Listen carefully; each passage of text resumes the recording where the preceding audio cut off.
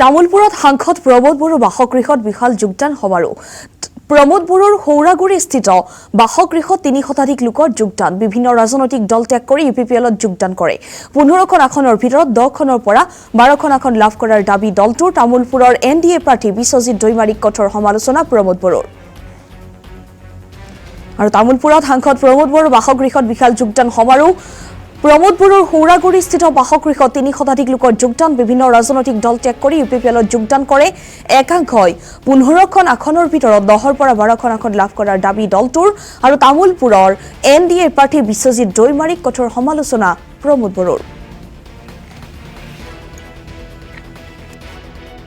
বিভিন্ন দলৰ পৰা আহিছে, এটা দলৰ নহয়, বিভিন্ন দলৰ পৰা আহি বিভিন্ন ঠাইৰ পৰা আহি ইয়াতে যোগদান কৰিছে। চাওক,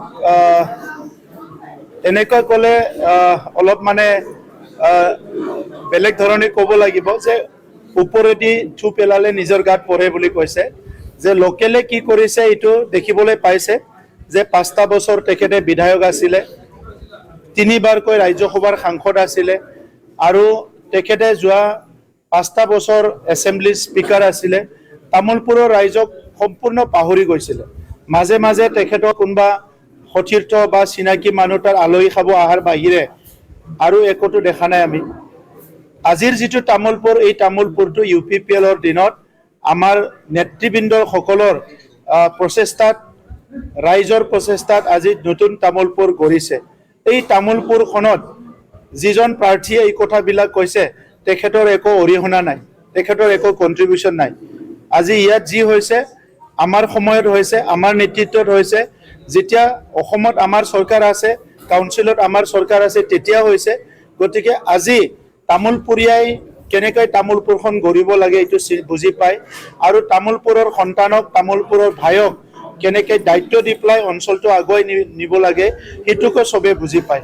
এইকাৰণে আজি তেখেতে বিভিন্ন কথা কৈছে, এইটো তামুলপুৰীয়াই বুজি পাইছে। তেখেতে যিমান কথা ক'ব ইমান আমাৰ ভাল হয়, আমাৰ ভোট বাঢ়ি আছে। যেতিয়া মানুহে দিশহাৰা হয়, যেতিয়া মানুহে নিজৰ যিটো মিছন আৰু ভিজনৰ পৰা বিচলিত হয়, তেনেকুৱা সময়ত এনেকুৱা সিদ্ধান্তবিলাক লয়। আজি আমি এজন সংগ্ৰামী হিচাপে, এজন বৈপ্লৱী হিচাপে, ৰাজনৈতিক হিচাপে আমি কাম কৰি আছোঁ। ৰাজনীতিটো নৰ্মেল ৰাজনীতি কৰা নাই, আমি এটা বিপ্লৱ কৰি আছোঁ। শান্তি প্ৰতিষ্ঠা কৰা, সমন্বয় কৰা, মদ, ভাং, ড্ৰাগছ, জুৱা, হিংসা বৰ্জিত এটা সমাজ গঢ়াৰ কাৰণে আমি কাম কৰি আছোঁ। আৰু তেখেতসকলে পাৱাৰ বিচাৰিছে, পইচাৰ কাৰণে পাৱাৰটো লৈ পেলাই তেখেতসকলে নিজৰ কিবা এটা কৰিব। সমাজৰ কাৰণেতো চিন্তা কৰা নাই। সমাজৰ কাৰণে চিন্তা কৰিলে প্ৰাৰ্থীৰ আকাল লাগিছে নেকি? আৰু যিজন প্ৰাৰ্থীক তেখেতসকলে বিত্ৰে কৰিলে, একমাত্ৰ আমাৰ বড়োসকলৰ মহিলা নেত্ৰী, যিয়ে নেকি বডোফা উপেন্দ্ৰনাথ ব্ৰহ্মৰ আন্দোলনৰ সময়ৰ পৰা এতিয়ালৈকে জনগোষ্ঠীৰ লগত সদায় কাম কৰি আছে। গতিকে তেখেতসকলে এতিয়া মই যিটো দেখিছোঁ ভিজন আৰু মিছনৰ পৰা বিচলিত হৈছে, আৰু তেখেতসকলে সঠিক সিদ্ধান্তত আগবাঢ়িব নোৱাৰা এটা পৰিৱেশ আহিছে।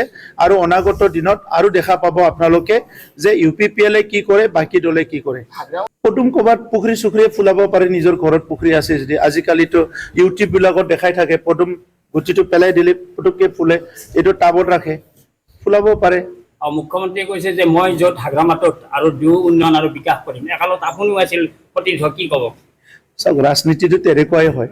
কেতিয়াবা দালি আৰু আলু, কেতিয়াবা দালিৰ লগত বেলেগ,